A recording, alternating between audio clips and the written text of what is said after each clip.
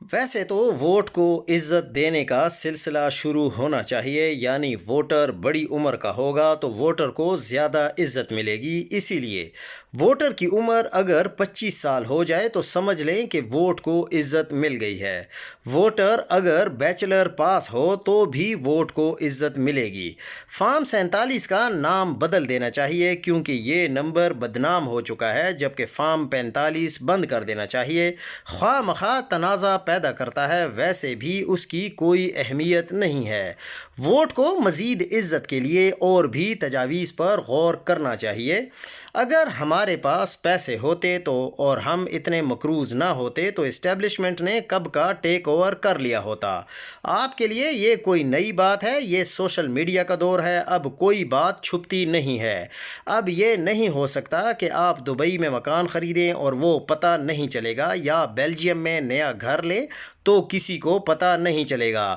آپ کچھ بھی کریں گے وہ باہر آئے گا، چاہے آپ کو بھی پتہ نہ ہو، کیمرہ کدھر لگا ہو اور آپ کی بات باہر آ جائے۔ عمران خان کے نام پر آپ کو بہت سے ملک پیسہ دینے کے لیے تیار تھے، کیونکہ عمران خان پیسے کھاتا نہیں ہے۔ عمران خان ملک کے معاملے میں بے لوث ہے۔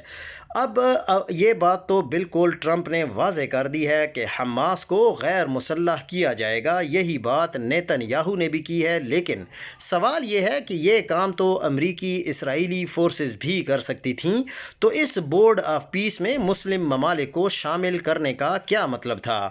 ایک بات سمجھ آتی ہے، چونکہ اسرائیل کے حماس کے خلاف اقدامات کے خلاف سب سے زیادہ آواز چونکہ مسلم ممالک کے عوام اٹھاتے ہیں، اس لیے غزہ میں مسلم ممالک کی افواج کی موجودگی کو یقینی بنایا جا رہا ہے۔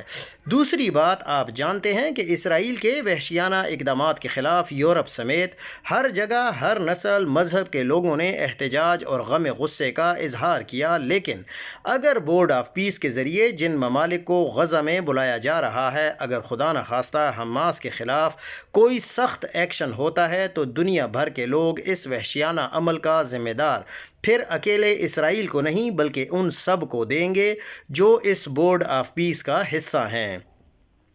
یوں یہ بورڈ بنانے والوں نے کمال چالاکی سے یہ گیم کھیلی ہے، اس لیے یورپ، روس، چین سمیت کسی بھی اہم ملک نے اس بورڈ میں شمولیت سے معذرت کر لی ہے۔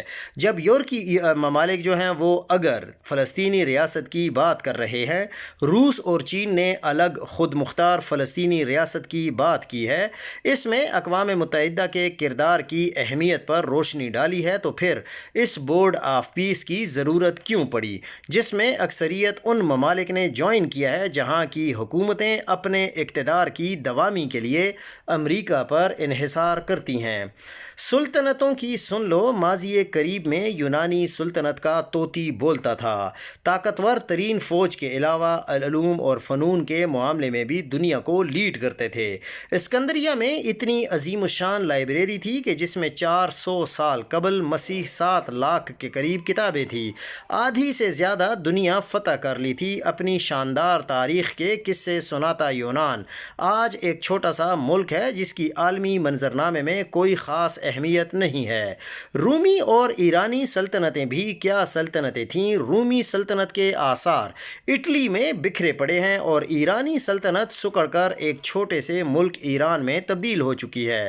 مسلم خلافت کی جس کی سرحدیں ہندوستان، افریقہ اور یورپ تک تھیں، حجاز کی صورت میں ایک جزیرہ نما ملک بن کر دنیا کے نقشے پر موجود ہے۔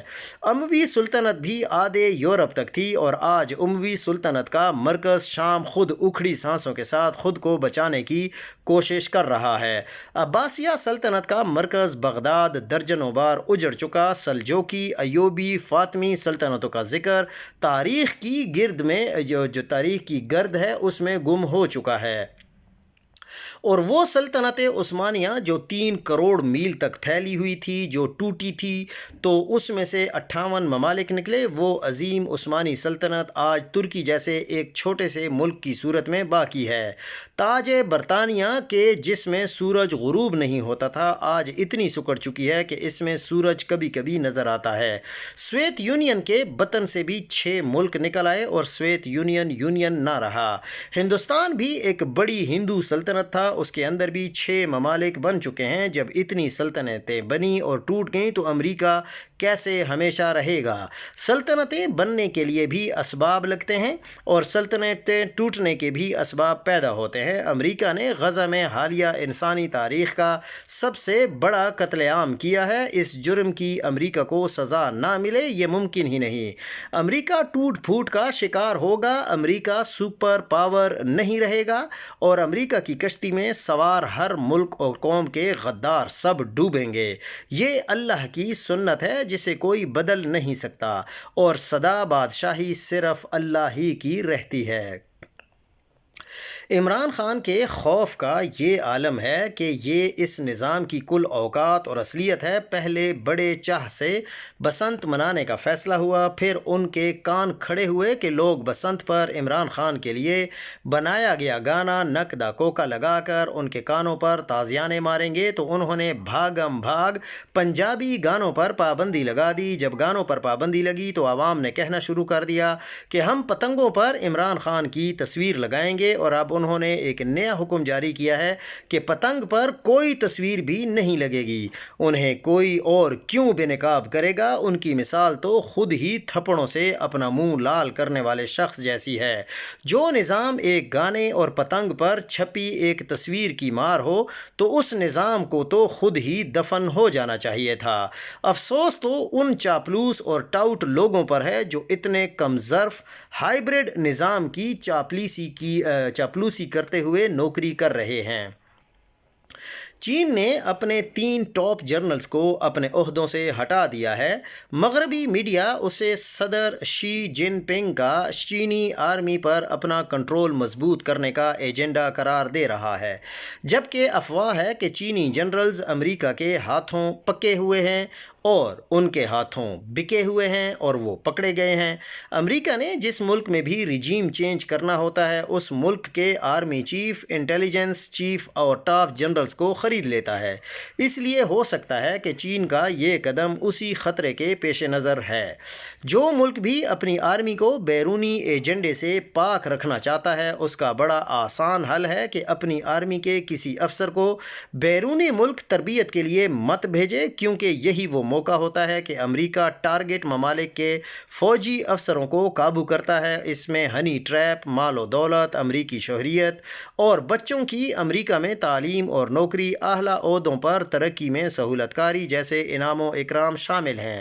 اس کے تدارک میں کسی فوجی افسر کو کسی غیر ملکی سے ملنے والا اور سوشلائز کرنے پر پابندی لگائی جا سکتی ہے۔